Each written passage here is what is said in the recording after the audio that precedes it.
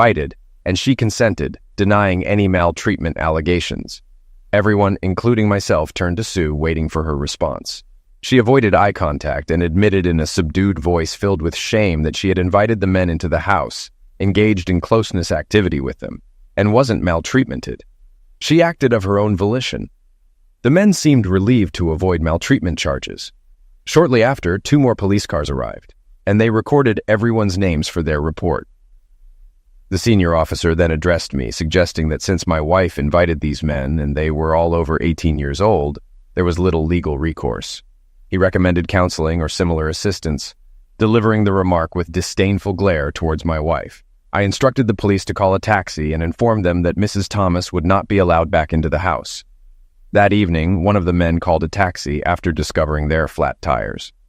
They also attempted to accuse me of stealing their belongings, but I refuted their claims to the police. Turning, I walked back to the porch, where Sue remained with them until the taxi arrived. I stood on the porch, my eyes flashing with anger. Despite my fury, my wife bravely approached me. Unaware of my rage and the firearm on my person, she may have fled had she known. "Bobby, I'm deeply sorry," she attempted to speak, but I swiftly interrupted. "You've shattered my heart, and I'll never forgive you. Jeff called you a strumpet, and honestly, I think it's fitting. Henceforth, I'll refer to you as such and won't use your real name again. If you ever need to communicate with me, do so through Tad." With those final words, I retreated into the house, locking the door behind me, leaving her standing there. She hurried back to the group in tears, and Jeff moved to console her. She rebuffed his embrace, which oddly brought me some solace. However, my fleeting satisfaction soon waned. Upon returning to my bedroom, the scent of lovemaking pervaded the air, further incensing me. I erupted in fury, ransacking the entire room. Hauling the mattress, I hurled it onto the front lawn. Retrieving my toolbox from the garage, I disassembled the bed, tossing its pieces outside along with the mattress. Returning to the bedroom, I seized Sue's cell phone from the floor, scrolling through her contacts and messages. Predictably, I discovered repugnant emails, photos, and even videos of unfamiliar men engaging in carnal acts with her. Examining the images, it was evident she was acquainted with them. I chuckled bitterly at my former attentiveness to her, realizing those days were long gone. I carted all the boxes from our bedroom downstairs, depositing their contents in separate piles on the front lawn. Proceeding to purge her belongings from the guest room, I encountered an unexpected revelation. Moving each dresser drawer outside as I had done with the bedroom items, I encountered resistance with the last bottom drawer.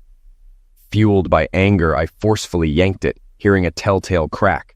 With a bit of force, the drawer finally opened, revealing the source of the obstruction. 7 or 8 DVDs hidden beneath. I accidentally cracked one of the plastic cases, but fortunately, the drive remained intact. My heart sank once more as I examined the discs.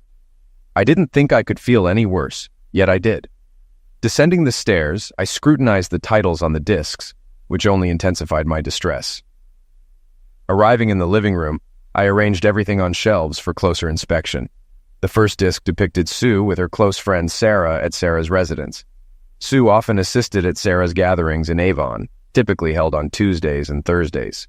It seemed they engaged in closeness activities with various individuals at her house. As I watched the footage over several hours, tears welled up, halting only at the sight of the final 2 discs. The first showcased Sue with her tennis instructor, a service I funded. She attended lessons every Saturday, returning too fatigued for closeness later in the evening, which now became clear. The second disc revealed Sue engaging in closeness encounters at her workplace, specifically in the boardroom with Jeff, her boss, and Jeff's superior, Bill Evans. Bill held considerable influence in the community, often featured in newspaper articles for his philanthropic efforts, which, I now witnessed, extended to my wife's private affairs. Retrieving a large envelope, I carefully placed inside it a cell phone, the discs, and a cassette tape I had recorded earlier. My intention was to hand the entire envelope over to my lawyer and confidant, Ted Worth, my trusted friend of many years. He was one of only 2 individuals in whom I truly confided. Nothing else mattered at that moment.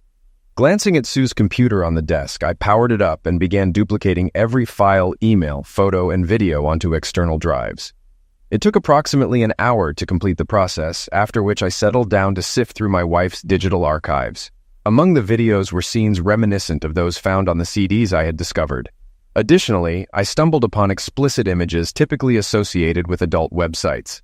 Delving further, I uncovered a trove of emails spanning about 6 months.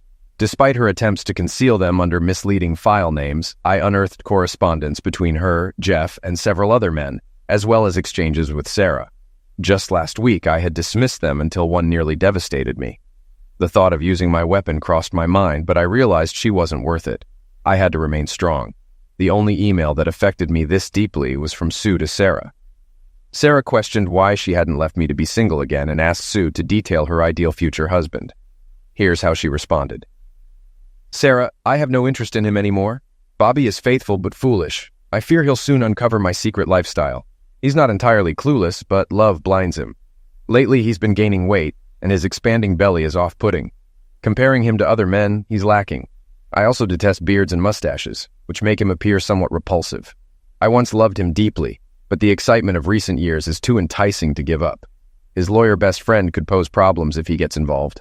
Jeff and Bill at work hint at promotions and perks, with suggestive undertones. I laugh. I also desire a house and a car. If I play my cards right, I could also secure alimony each month. Additionally, I'm anticipating our Tuesday party, pending recovery from my tennis injury. Tony is impressive. Ensure I received last Thursday's video. It was my first time with so many men simultaneously. As for my dream man, he must be affluent, loyal, compliant, and not too bright. He must cater to my every whim and still ask which one. I chuckle. I'm indifferent about the bedroom as long as there's money involved. I laugh. I can fulfill my needs elsewhere. Sometimes it feels too easy. Damn, Bobby's home now. Gotta go. See you on Tuesday. Call me Sue. I read this letter repeatedly, its words disgusting, and the last few years deeply hurting me. Did she truly feel this way about me? Was my love so blind that she cheated on me for over 2 years? Afterward, I retired to bed and fell asleep on the sofa. The next morning, plagued by restless sleep, I called in sick to work. I reached out to my close friend and lawyer, Ted Worth. Mary, Ted's secretary, answered the phone. I'd known her almost as long as Ted. I urgently requested a meeting, but she informed me he'd be tied up in court all day. Mary informed Ted that I need to meet him in his office in an hour. If he starts bothering you with nonsense, bring up Tammy Brown's name. That'll grab his attention. See you in an hour, I said before ending the call promptly. I began getting dressed when my phone rang. Reluctant to speak with Sue, I checked the caller ID. It was an unknown number, so I answered, suspecting it might be Ted returning my call. Hello, Mr. Thomas. This is Bill Evans from Susan's office. If possible, I'd like to discuss the events from last evening at your house. Could we meet today in my office to clarify the situation for all involved? Unsure if he was aware of the video footage of him with my wife at his workplace, I knew he was concerned about retaining Jeff Davis's key clients. My wife and Jeff were valuable assets to him, and he likely didn't want to lose them. Additionally, he was surely worried about negative publicity for his company and himself personally. Mr. Evans, I have an important meeting this morning, but I'll call you back on this number before noon to arrange something for today, I assured him calmly. I conveyed it as though he was reasoning with me. He was in for a surprise. As I stepped out, I glimpsed what resembled a bizarre yard sale. The broken bed and Sue's clothes were still strewn about. An elderly neighbor waved, wearing a curious expression. I knew I'd become the talk of the neighborhood. As they say in the news, it was a suburb sensation. In the city center, I grabbed a bite to eat before heading straight to Ted's office. Mary brewed a cup of coffee for me. Lots of cream, no sugar. We had a long history together. Holy crap, Bobby. I don't know what you've got on Tad, but I mentioned his name and he instructed me to clear his schedule for today. I could use a month off, she quipped. If you want to know who Tammy Brown is, she added jokingly, you'll have to ask Ted. By the way, where is he? I inquired. He said he'd be here right away. He needed to reschedule his meeting with the judge for today's court hearing, she informed me. Just then he walked in. Holy crap, Bobby. Tammy Brown. You must be in big trouble for mentioning that name to me. Come into the office and let's talk. Mary, don't patch me through to anyone right now, Tad quickly interjected. I grabbed my coffee and he shut the door for privacy. I recounted the events of the previous evening and shared what I had discovered about Sue's new lifestyle. Then, I handed him an envelope with the evidence I had gathered, and finally, he spoke. He listened attentively to my story without interruption. I could see the legal gears turning in his head as he processed the events from the night before. I also informed him about Bill Evans's request for a meeting today. Well, Bobby, as they say, let's prioritize. I've known you for a long time, and I understand you're devastated. Is there any chance for reconciliation with Sue? He inquired. Ted, if it were Katie, your wife, and you found those videos and emails, you'd leave her in an instant. I want a divorce, but I also want to inflict some serious damage. I'm not going to quietly accept this betrayal, I confessed. Okay, first, we'll sue Tony and the tennis club. Sarah is off the table as she's just a friend. Sue's workplace, however, is a different story. Secondly, we'll sue the 2 clients and their companies who were at your house. We'll also go after Jeff Davis, Bill Evans, and their associates. He warned that things might get worse before they get better, Ted cautioned me. But I don't care. Even if I have to resort to physical confrontation, I'm going to make these people pay for what they've done through Sue, I asserted with anger in my voice. All right, Bobby. Recap what Bill Evans wanted, and we'll proceed from there. Ted informed me that we explored several options, and I favored the final one. A direct attack on Sue's workplace seemed most fitting. I had leverage with video evidence of Davis, Evans, and Sue in their boardroom, Ted explained, noting that as Sue's superiors, they influenced her position. It could also result in serious legal repercussions. I liked the sound of it. Ted also hinted that once Bill Evans realized what evidence we had, his stance would change, likely resulting in a settlement offer. If it's less than $2 million, he can forget it, I remarked firmly. I'll tell you what, Ted, make it $2.5 million. I've seen your legal bills before, I joked. Come over tonight at 7 p.m. Katie will whip up a fantastic dinner for us. You could use a break from home, I insisted. I promptly scheduled an appointment with Bill Evans for 2 p.m. Following this, Mary peeked into the office. Ted, they're calling you online. 1, she informed him. Mary, I told you no calls, he snapped, visibly agitated. Sorry, Ted, but this is Susan. She wants to talk to you, and I thought you might want to answer, Mary persisted. Sorry, Mary, it's going to be a long day, and it's just getting started. Does she know Bobby is here? He inquired. Not that I know, Ted, she replied. Tell her I'll talk to her in a minute, he said more calmly as Mary promptly exited to the reception area. Well, I bet she's already discovered that her cell phone, computer, and all her DVDs are missing. I bet she was furious that I dumped all her belongings on the front lawn along with our bed, I informed him. Wow, you really had a busy evening. Let me handle this conversation and please refrain from intervening. As your lawyer, I need to clarify a few things right now, he indicated to me, connecting the call. I started to overhear a one-sided conversation, but I could almost discern what she was saying to Tad without hearing her words. Hi, Susan, this is Ted. Yes, I already spoke to him. Bobby is a stand-up guy and my friend. I thought you, of all people, would have his back instead of betraying him. No excuses, Sue. I'm not in the mood. Yes, I'll represent him. He has strong arguments. You know this won't be pleasant, right? I'll talk to him. But you've shattered a man who was always faithful and deeply loved you. I doubt he cares about your opinion. My advice is to get yourself a good lawyer. You'll need one. Yes, Bill Evans scheduled an appointment for 2 p.m., though I don't think you should attend. Listen to me, Sue. If you even attempt to eavesdrop outside the office door, I'll advise Bobby to leave, and things will escalate. It's better to wait and keep yourself composed today. I know he put your belongings out on the lawn, but just as you can invite strangers into your bedroom, he can remove your possessions from the house. Frankly, I'm surprised he didn't resort to violence last night. Yes, he was armed, but for self-defense purposes. Remember, he believed you were in danger of assault. It's in the police report. I can't say for certain, but if it were my Katie, I'd likely be in custody right now. I think he acted out of anger given the circumstances. Regarding your computer, cell phone, and any other missing items, you'll need to speak to the co-owner of the house. Perhaps he left them on the lawn along with your clothes, and someone took them.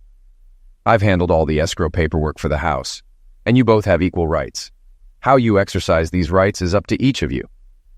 Ted responded that he would inform him immediately, and advised Sue sternly to remain where she was and let Bobby stay in the house until things were resolved, as it wasn't safe for her to be there with him at the moment. He then told Sue not to push it, and expressed his temptation to punch her in the nose. He instructed her to stay with Sarah and promised to be in touch, asking her lawyer to contact him once they've retained one. Tears wouldn't sway Ted now, as he was not only Bobby's legal counsel, but also his friend. He stated that her tears wouldn't move him, and that he could be ruthless when necessary, which seemed to be one of those times. He expressed regret that she would witness a side of him only his enemies see, and warned her that she wouldn't like it. Ted concluded by instructing Sue to keep her distance from Bobby and remain in her office for the time being. as he wanted nothing to do with her. Glancing up at me, Ted asked if I caught most of that conversation, his tone tinged with sadness. I confessed to my friend that I did catch most of it, expressing my wish to confront her face to face and express my true feelings. However, I admitted that I didn't think I could bear the pain of seeing her again, at least not yet. "I have a couple of requests for you, Bobby," he said, his demeanor shifting instantly to one of positivity and optimism. "First, hand me those tapes." Tad indicated for me to retrieve the videotapes from the envelope, those from the previous night, the ones featuring Tony at the tennis club, and the footage of Sue with Mr. Davis and Mr. Evans in her office. After handing him the tapes, he instructed me to invite Mary to join me for lunch. I gave him a puzzled look, to which he promptly responded in kind. "I think it's best if I review them myself to spare you any further distress before our meeting at 2 p.m. Moreover, I don't believe watching this material would benefit you right now. I don't want you to be upset before our meeting with Bill Evans." I acknowledged his wisdom and thanked him before sharing the good news with Mary. She jokingly suggested I take her to an upscale restaurant if Ted was footing the bill. We both chuckled and left the premises. Mary proved to be an excellent dining companion, and for the next hour, she helped me forget my troubles. Upon our return, we heard Ted cheering as we entered the office. He was in high spirits, doing a little victory dance at his desk. "These recordings are a game changer, Bobby. I can't believe it," he exclaimed. My expression turned bittersweet, and I think he finally grasped why. "Oh, Bobby, I'm truly sorry I didn't acknowledge the significance of these videos. I know Sue's actions have deeply hurt you. I was just excited about what I uncovered," he apologized sincerely. "Bobby, come over here. I need your eyes on something." Ted beckoned me, and I complied, positioning myself behind him to view his screen. "Did you watch the entire video Tony shot at the tennis club with Sue?" he inquired. "No, I only managed to skim through some of it last night. It was tough to stomach without feeling the urge to lash out or worse," I admitted honestly. "Well, brace yourself. Towards the end, just after Tony and Sue finish, they attract a small crowd in the men's locker room. Yes, the tennis club's locker room. I hate to say it, but she let the other men who were watching join in after Tony. I'm not telling you this to upset you, but to shed light on this guy right here," Ted explained, pointing at the screen on his desk. The individual he was indicating was an older man DML treatmented in a towel. With his long gray hair and a walrus-like mustache, he asked if I recognized him. Ted hit play on the video, and I saw him discard the towel, revealing a substantial package any man would boast about. The issue was, he went straight to my wife and engaged in coition with her. The next moment, she was surrounded by 5 more men eagerly awaiting their turn, I recounted. "Ted, I have no clue who this guy is, but I presume you do," I responded, trying to maintain composure. "Bobby, this is ammunition for our meeting today at the tennis club at 16 Nasi, he informed me, his excitement palpable as he explained his strategy. I grinned when I heard his plan. Besides being my friend, Ted was an exceptional lawyer. I was relieved to have him on my side this time. We departed his office for downtown, armed with a portable DVD player, some printed photographs, and legal envelopes. Upon arrival at Sue's building, we proceeded to Bill Evans's office on the top floor, with Sue's office located 1 floor below. After waiting in the reception area, we were eventually ushered into Mr. Evans's lavishly furnished office. Just before entering, I sensed someone observing me from the hallway. I glanced in that direction and caught a glimpse of the woman before she vanished around the corner. Guess who? I thought to myself, relieved I wouldn't have to confront her today. We stepped into Bill's office, adorned with opulent furniture and adorned with plaques, awards, and photos of him with various notable figures. The thought crossed my mind. Had he ever brought Sue here? At that moment, my disdain for Mr. Evans intensified more than ever. I introduced Ted and took the lead in the conversation. "Hello, Mr. Evans. This is my friend Ted Worth, and he'll be joining us for the meeting you scheduled today," I informed Bill as we exchanged handshakes. "Mr. Thomas, Bob, I thought this was meant to be a private meeting between you and me," Mr. Evans inquired. "Well, I decided to bring Ted along. Anything you have to say to me, you can say to him as well," I stated firmly, without opening it up for discussion. He accepted Ted's presence and directed his remarks solely at me, disregarding Ted. This brought a smile to Ted's face. I anticipated what was coming next, but allowed Mr. Evans to speak first before we burst his bubble. "Bob, may I call you Bob?" Bill asked. Absolutely no issues. In fact, I thought it might be beneficial to have Jeff Davis present at this meeting too. "I'm not sure if it's feasible, but it concerns him as well," I informed Mr. Evans. After a brief pause, he pressed the intercom button. "Julie, Inform Jeff that I require his presence in my office immediately. Tell him to drop everything and come here right away. Understood. Jeff will be here shortly. In the meantime, I want to express my sincere apologies for the trouble caused by Jeff and Sue in your life. I know last night must have been awful, but if we collaborate, we might be able to find a solution beneficial to all parties, Bill expressed optimistically. What exactly do you mean, Mr. Evans? I inquired, waiting for Jeff's arrival. I genuinely care for your wife, Sue, Bill began, but was interrupted by Jeff's entrance. He hesitated momentarily, appearing as though he might turn and leave, but Bill instructed him to take a seat. Reluctantly, Jeff complied, avoiding eye contact with me. Bob, I wanted to convey that I have great affection for Sue. Almost like a daughter, he started to speak when Ted interjected. Are you implying you have a penchant for incest, Mr. Evans? Ted asked, catching him off guard. I chuckled to myself, understanding the intent behind Ted's remark. What? What are you suggesting? Do I have a fondness for incest? What on earth does that mean? He retorted with indignation. Well, allow me to illustrate. As they say, a picture is worth 1,000 words, Ted stated, placing the DVD player on Bill's desk. These are screenshots from the video you're about to watch. He handed them to Jeff, not Bill. Jeff's eyes widened, and he passed them slowly to Bill. The images depicted Bill and Jeff both involved with my wife, leaving no room for doubt about their identities or actions. I even suspected Bill recognized his own boardroom table where he and Sue had engaged in their activities. Jeff, are you seriously telling me that you were foolish enough to record this on video and distribute copies? Bill queried, nearly speechless. It was evident that Jeff was currently unable to provide a response and appeared completely dumbfounded. Well, Mr. Evans, here's how it's going to unfold. Oh, and just to clarify, I'm Bobby's attorney as well as his friend. So let me outline what we expect and how we expect you to address it, Tad informed the shocked audience, thoroughly relishing the moment.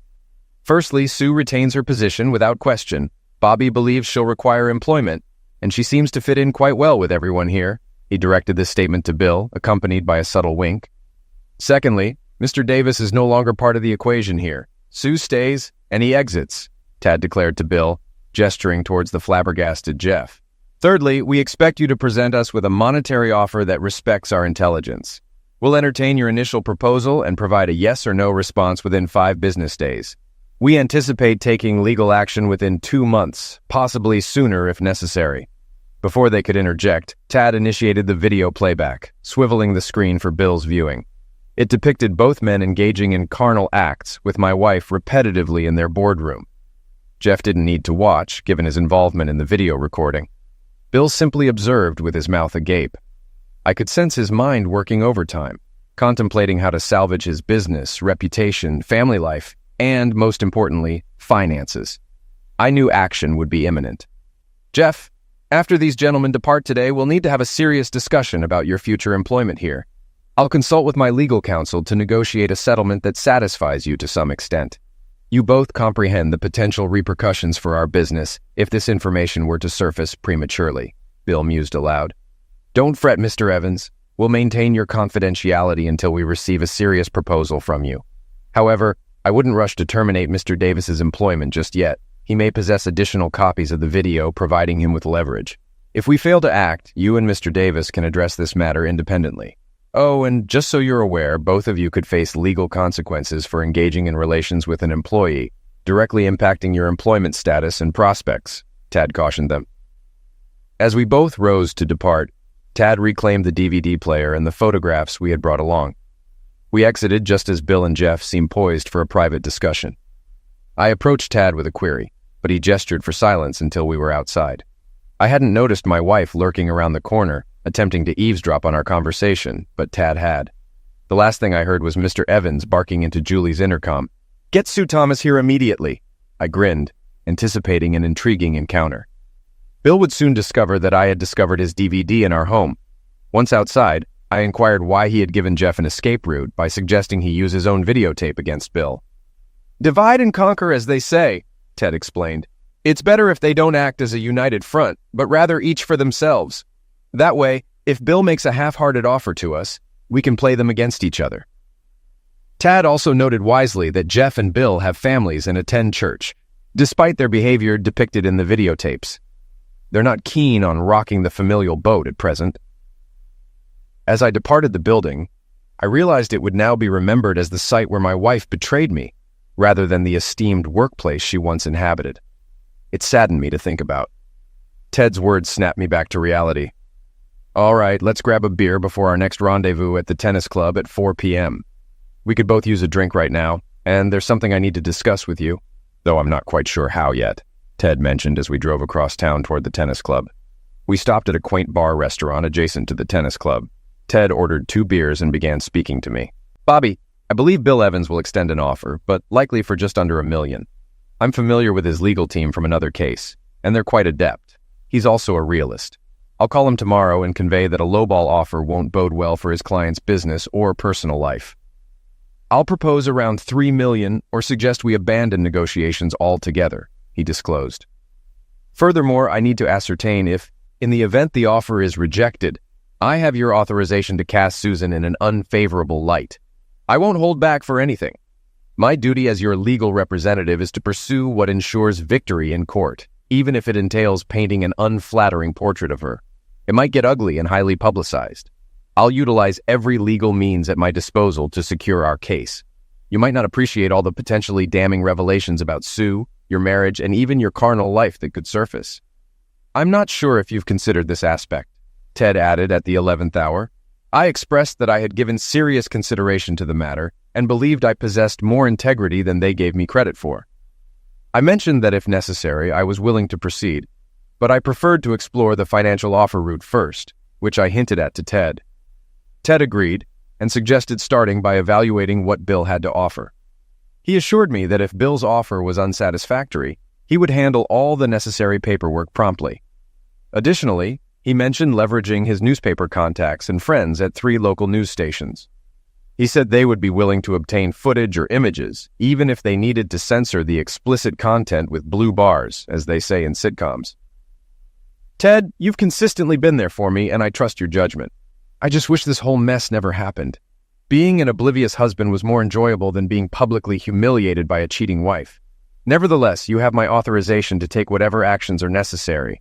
After all, I didn't initiate this debacle, but I'm determined to conclude it soon, I expressed with frustration in my voice.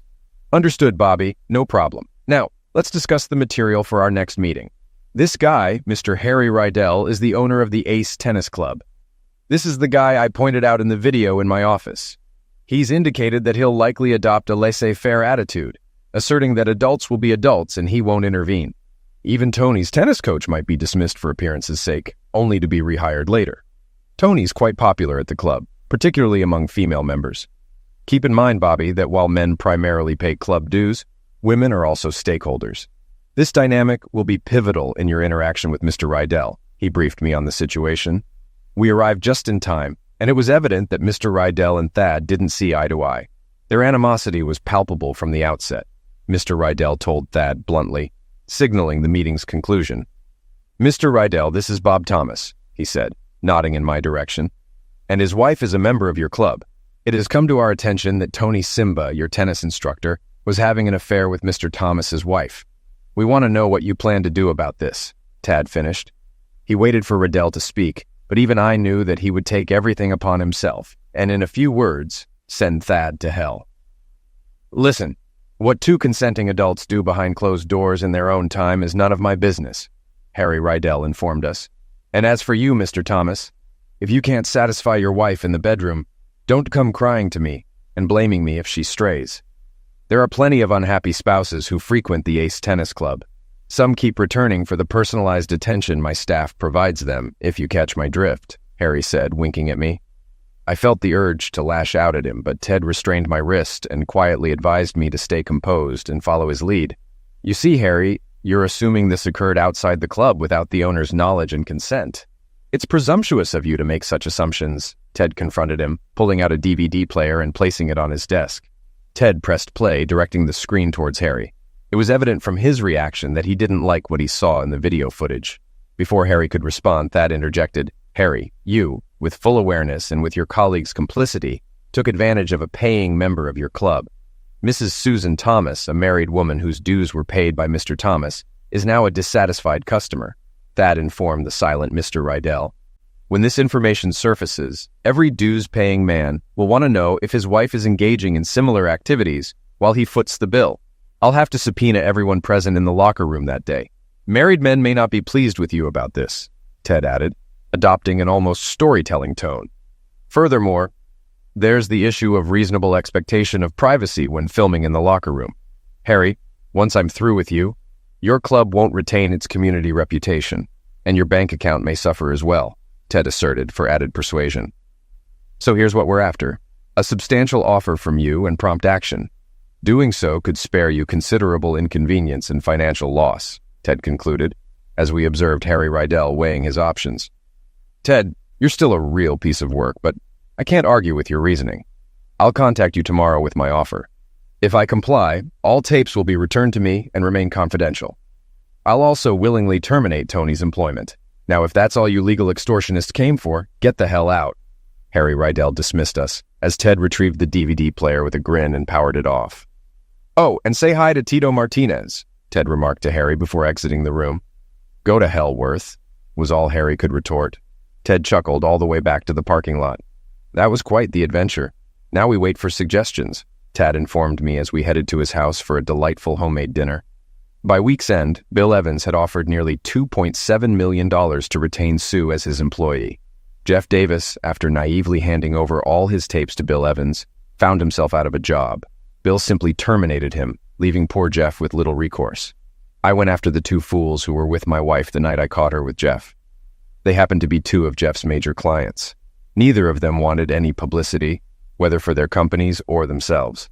So each of them offered me $1 million to keep quiet. Harry Rydell refused to make any offer and suggested we take legal action. So we did, and he ended up losing $3 million by the time we were done with him. His club suffered a mass exodus of members, and he was compelled to relinquish ownership. He likely thought he could evade consequences. But the judge wasn't impressed with the footage from the private locker rooms, nor with the infidelity. I granted Sue a house and a car as she desired, without having to pay a cent in child support. I only encountered her twice in court. Both times I greeted her as a strumpet, which brought her to tears. I often pondered why she cried now, but not before causing such turmoil in my life. I came into more money than I ever imagined thanks to following Ted's advice.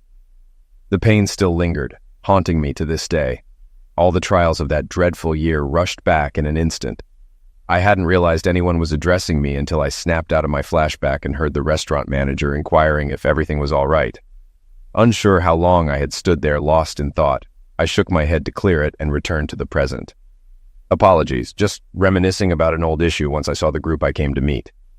Thanks again, I explained to the manager, noticing the curious glance he gave, reminiscent of how people regard an elderly person lost in reverie. I made a beeline for my ex-wife's table. The surprise was evident on her face.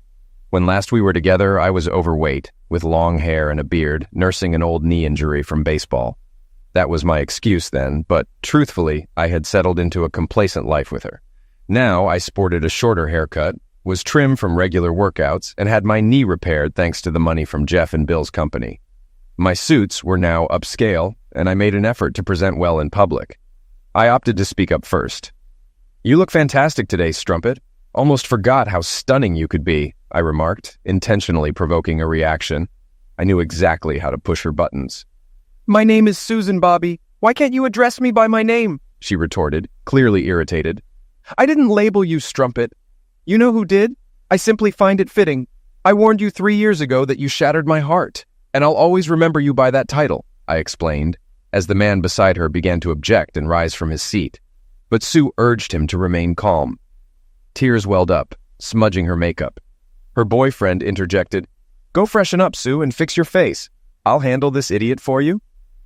With those words, she stood, locking eyes with me as I reciprocated with a single glance, perhaps revealing the agony I'd harbored for 3 years. Her tears flowed harder, surprising me that she still harbored any sentiment toward me. Or perhaps it was lingering guilt, likely a blend of both. I expect you to be gone when I return, she declared tearfully, heading to the restroom, where I noticed the sizable engagement ring on her finger as she wiped her eyes and left.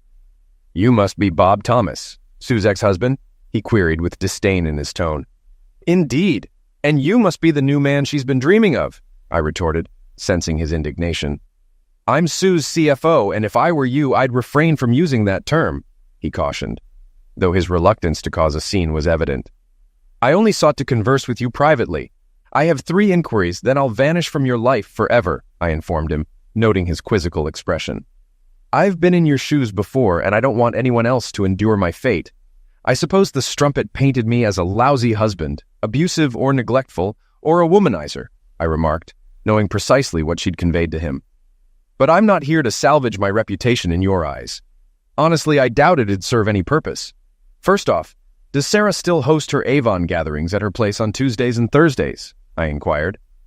Sue assists Sarah with her decor sales on Mondays and Wednesdays. It seems your memory's a bit faulty, he snapped back. All right then. Does she still take tennis lessons on Saturdays? I pressed. Sue swings a racket on Sundays. You seem to have a hazy recollection for someone married to her for so long, he remarked triumphantly. All right, final question. Have you ever checked under the bottom drawer of the dresser in your living room? I asked hurriedly. No, why would I even do that? He protested. The 3 questions I posed to you are the reasons why we're no longer together. I still have all the leftover divorce paperwork in my office. Legal documents, emails from Sarah and the other woman, and hours of videotapes.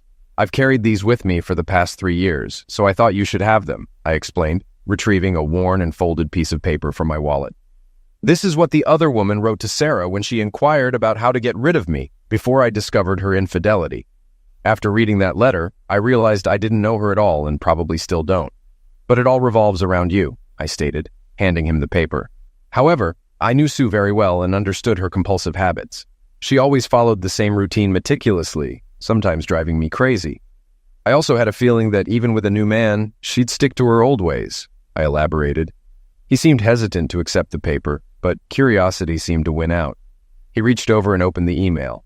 I've carried it for 3 years, occasionally rereading it and striving to better myself so that no woman would ever write such things about me again. Of all the evidence, that email hit me the hardest, which is why I've kept it with me. It's the same email I mentioned earlier in my story. Peter read the letter slowly and set it down on the table. Quickly, he grabbed a pen, scribbled a note on it, and to my surprise, abruptly left the restaurant. No glance back, no thanks, nothing. His expression remained impassive. I leaned over to see what he had written on the old email. I'll return home shortly. Please wait here and I'll call you in 15 minutes. I need to check under the bottom drawer of my living room dresser. Be right back, Peter. I sensed he'd seen the truth, even if he wasn't thrilled about it. Something told me I hit too close to home on all 3 matters. The email seemed to be the tipping point, and he needed to verify it himself. Leaving a note on Sue's table, I departed. There was no way I'd stay in that restaurant with anyone tonight. Back in the foyer, I phoned my client, who didn't mind rescheduling the meeting since they were running late anyway. Before leaving, I glanced once more at the table. Sue returned, searching for Peter. Sitting down, she noticed her old email and Peter's note below. Her face drained of color as she recognized the contents of her old email and Peter's message.